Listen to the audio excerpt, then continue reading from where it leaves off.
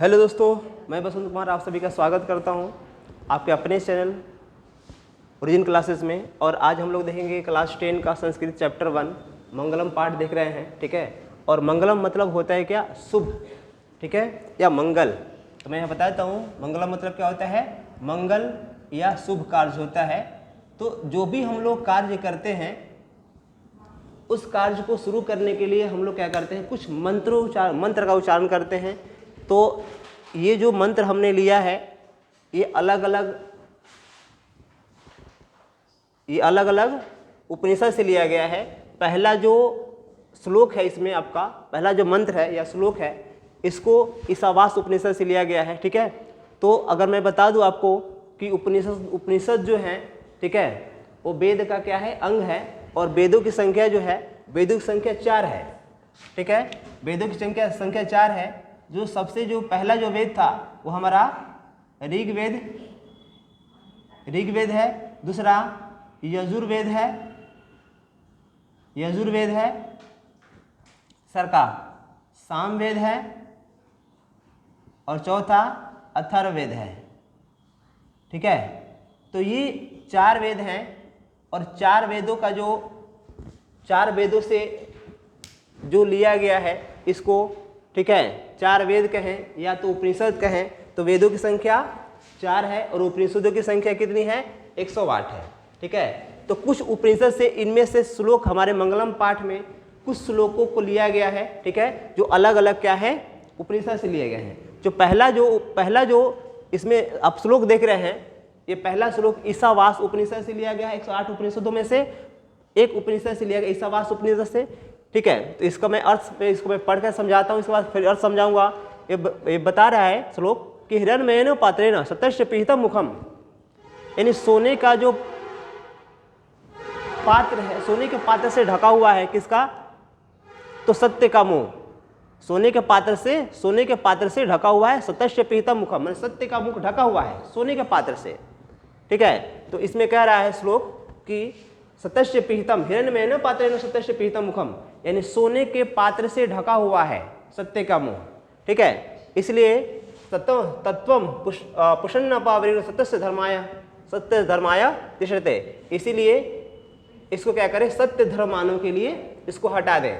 माने कह रहा है कि हे पूषण मतलब होता है सूर्य, कि हे सूर्य, ये जो सत्य का जो मुख है इस सोने के आवरण से जो ढका हुआ है उसको क्या करें? आप हटा दें, ताकि सत्य धर्मान उस रास्ते पे चल सके, उस रास्ते को प्राप्त कर सके, ठीक है। तो इसका श्लोक का अर्थ ये हुआ, ठीक है। तो इसको ध्यान रखेंगे। और मैं यहाँ पे इसका शब्दार्थ भी लिख दिया हूँ। जैसे सतस्य मतलब सत्य का, हिरण्मयेन मतलब सोने सा, पात्रेण मतलब पात्र से, अपीतम मतलब ढका हुआ, तत् मतलब महिजम मतलब मुझे, दृष्टि मतलब प्राप्ति के लिए, अपावरेणु मतलब हटा दे, ठीक है। तो इसको आप ध्यान रखेंगे, ठीक है। अगर इस तरह से आता है कि मान लीजिए आपको इसको पूरा विच्छेद करने के लिए आ जाता है, या इसका सुदाहरण सहित व्याख्या करने के लिए आ जाता है, तो क्या करेंगे आप? सबसे पहले लिखेंगे कि ये हमारे संस्कृत पाठ्य पुस्तक चैप्टर 1 से मंगलम पाठ से लिया गया, पाठ 1 से, ठीक है। इसके बाद से लिखेंगे कि ये हमारे जो उपनिषद है, ये हमारे उपनिषद के ईशावास्य उपनिषद से लिया गया है। 108 उपनिषदों में से पहला या दूसरा या तीसरा जिस भी उपनिषद से लिया गया हो, लेकिन उसको आप मेंशन करेंगे कि ईशावास्य उपनिषद से लिया गया है। और इस ईशावास्य उपनिषद में जो ये मंत्र लिया गया है, हिरण्मयेन पात्रेण सतस्य पीहितं मुखम तत्वम पुषन्नपावरेणु सत्य धर्माय दृश्यते, ठीक है। यानी इसका अर्थ हुआ कि हे पुषण, हे सूर्य, ये जो सत्य का मुख जो सोने के आवरण से ढका हुआ है उसको सत्य धर्मानों के लिए हटा दे, ताकि वो क्या करें? सत्य धर्म पे चल सके या उसको प्राप्ति कर सके, ठीक है। तो इसका मतलब समझ में आ गया। इसको मैंने यहाँ इसका हिंदी भी लिख दिया है, आप लोग क्या करेंगे? इसका हिंदी भी लिख लेंगे, ठीक है। दूसरा का श्लोक जो है अनुन्यानो महतो मह्यान आत्मस्य जंतो निहितम गुहयाम, यानी अनुन्यानो मतलब अणु से भी छोटे से भी बहुत छोटा, इतना छोटा, महतो मह्यानो, लेकिन छोटे से छोटा होते हुए भी महतो मह्यानो माने महान से भी महान है। आत्माश्य जंतो निहितम गुहयाम, और ये जो आत्मा है, जंतो मतलब प्राणियों के शरीर में गुफा में, हृदय रूपी गुफा में क्या करता है? विद्यमान रहता है, ठीक है। इतने बड़े से बड़े जानवर भी क्या होता है, बड़े से बड़े जानवर भी छोटा सा ही क्या होता है, वो होता है, ठीक है, आत्मा। तम करंतु पश्यति वीत शोको धातु प्रसादाम महिमान आत्मानाम। ठीक है, और ये जो श्लोक है हमारा मुंडको उपनिषद से लिया गया है। ठीक है, मैंने बताया कि उपनिषदों की संख्या कितनी है, 108 है। तो 108 उपनिषद में दूसरा का जो श्लोक है हमारा मंत्र है वो मुंडको उपनिषद से लिया गया है।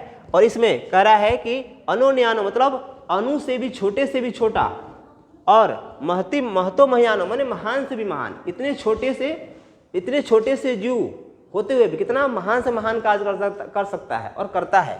ठीक है, वही कह रहा है कि प्राणियों के शरीर में रहने वाला छोटे से भी छोटा और महान से भी महान आत्मा हृदय रूपी गुफा में क्या है, विद्यमान है। इसलिए तम करतु पश्यति वीत शोको, इसलिए कह रहा है कि इसलिए विद्वान पुरुष जो होते हैं धातु प्रसादात महिमान आत्मना, तो क्या करते हैं, इसलिए विद्वान पुरुष उस श्रेष्ठ परमात्मा को परमात्मा को इंद्रियों के प्रभाव से सुख रहित होकर के देखते हैं। ठीक है, तो इसका दूसरा का श्लोक हमारा ये होगा। ठीक है, इस तरह से तीसरा श्लोक बताऊं तो तीसरा श्लोक हमारे मंगलम पाठ के कंठोपनिषद से लिया गया है। तीसरा का जो श्लोक कंठोपनिषद से लिया गया है, ध्यान रखेंगे। इसमें कहता है सत्यमेव जयते नानितम सत्येन पंथा विततो सो देवयाना एना क्रमंत ऋषियो हृतकामा यत्र तत्र सतस्य परम निधानम।